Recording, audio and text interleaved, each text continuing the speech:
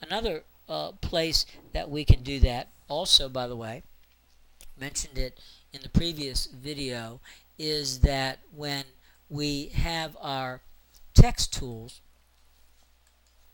and I'm going to select all of this text, Command A, or in this case I'll just grab some of it here.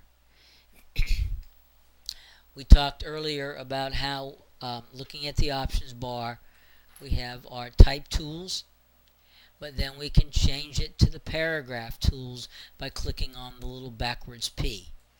And when we do that, we talked about this with reference to the alignment tools, but we also have some tools here that can also inset the text, and as well as indenting the first line, also drop cap, big letter at the beginning of a block copy. We're going to talk about that soon. And we have a couple of different things, like right here. We can say inset the text on the left side. And so this is another way that we can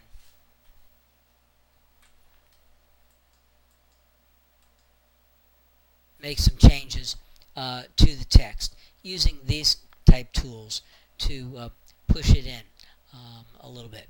But the best way is by far to use the text frame options, and then you're going to be able to very nicely push that text off of the edge of the frame, like so. And there you have it. Okay.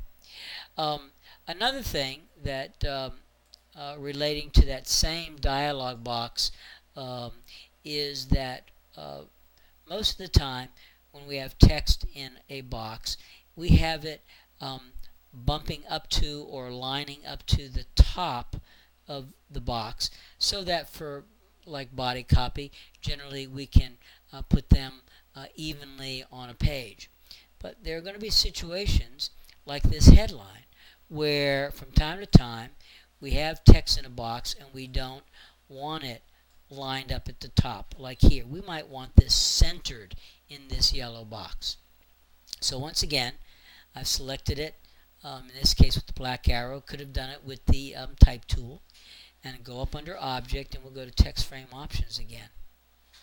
Once again, reminder, make sure that you turn on the preview button down here, and then we have vertical justification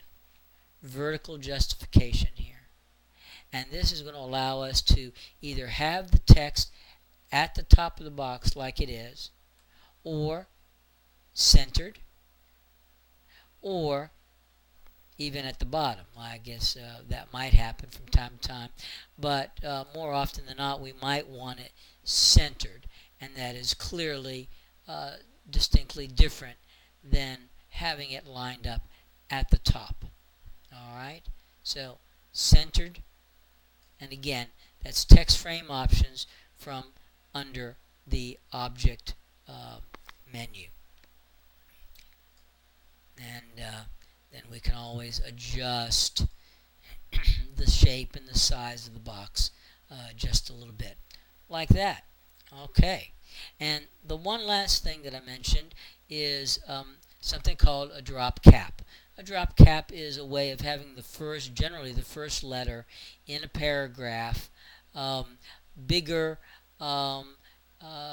for visual reference. What it does is it draws the eye to that block of copy. And so once again, we can look at our paragraph specs. I just highlighted the first letter, and I'm going to go back up top, and here you can see, and once again look at the little pictures because these are going to show you exactly what's going on. And so here, drop cap, and a drop cap is generally 2 or 3 lines deep into the copy, but you can make it whatever you want. But watch what's going to happen. I click and I put 2, and now I put 3, and I'll just for making it easier to see, I put 4, and you can see I now have a large first letter. And quite often people, folks, designers, will make that bolder. They might make it a different type style. They might even make it a different color, just so that it creates visual interest and it draws the eye to the beginning of the block copy. And so that's one of those standard things that you can do um, with with your type.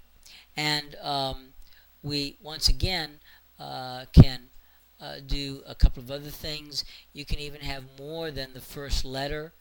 Um, uh, and we can again, let me highlight this text, and you can actually have more than the first letter, actually the whole word. And there you can see we can do a couple of different things that may be useful to you.